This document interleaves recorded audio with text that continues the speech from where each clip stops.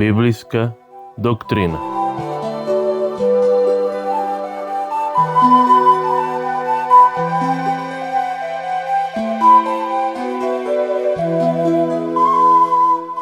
Ова тромесечие ќе проучаваме тематиката растење во односот со Бога.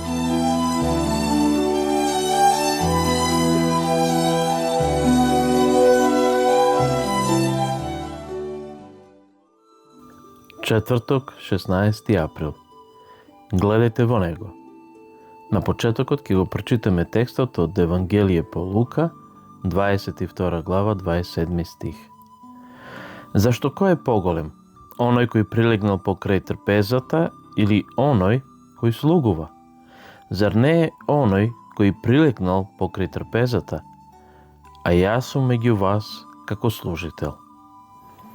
Која клучна поука се наоѓа тука за сите Христови следбеници? Во остра спротивност со желбата на учениците да бидат понадмокни и нивното верување дека се подобри од другите, го гледаме Исуса, врвниот пример за понизност. Исус, кој рекол, јас сум меѓу вас како слуга, дел од текстот од Евангелие по Лука, 22 глава, 27 стих. Исус, кој на оние околу него секојдневно им ја укажувал помошта што им била потребна, бидејќи бил пон со сочувство и на нив гледал како на овци без пастир. Тој знаел колку им е потребен на луѓето, по-потребен од се друго во животот, иако малкумина од нив биле свесни за таа едноставна вистина. Исус, кој се откажал од небото за да умре за човечкиот род, надевајќи се дека тие ќе го разберат неговиот чин на благодата и ќе одговорат на неговиот повик да стапат во тесна и лична заедница со него. Да го прочитаме текстот од посланието до Филипјаните, 2 глава, од 3 до 8 стих.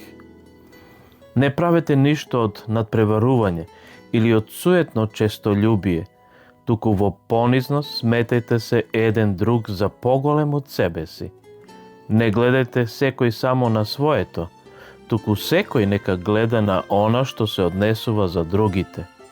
Имајте во себе истата мисла, која беше и во Исуса Христа, кој, иако е во Божјо обличје, не го сметаше како грабното, тоа што е еднаков со Бога, туку се лиши самиот себе и зеде обличје на слуга, станувајќи сличен со луѓето. И откако се најде во лик како човек, тој се понизи самиот себе и стана послушен до смрт, дури и до смрт на крст.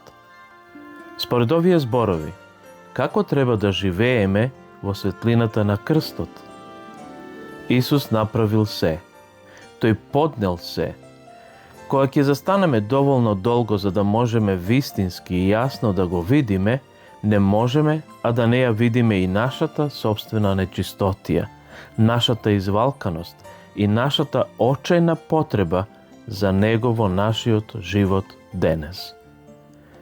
Кога го гледаме Него, се друго, во заграда особено ние самите и нашата собствено вообразена величина, станува сосема беззначено. Кој е Исус, што направил и колку ги сака своите созданија, избива во прв план. Нашето, јас, сигурно ќе исчезне, кога го гледаме Него.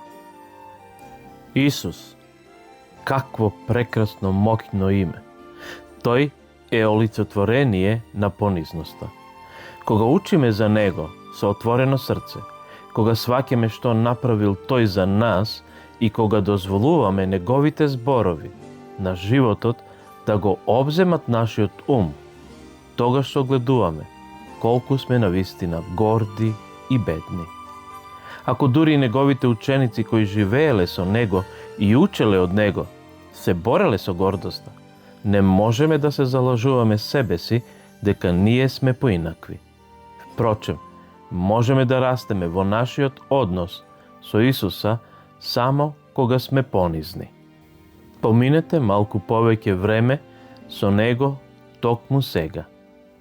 Земете ја вашата Библија, пенкало и вашиот дневник или парче хартија и пронајдете тивко место. Може би дури и некаде надвор. Повикајте го Бога да го омекне вашето срце и да му проговори. Преслушајте го или препишете го 138 псалам, збор по збор. Додека пишувате, кои зборови особено ви паѓаат во очи?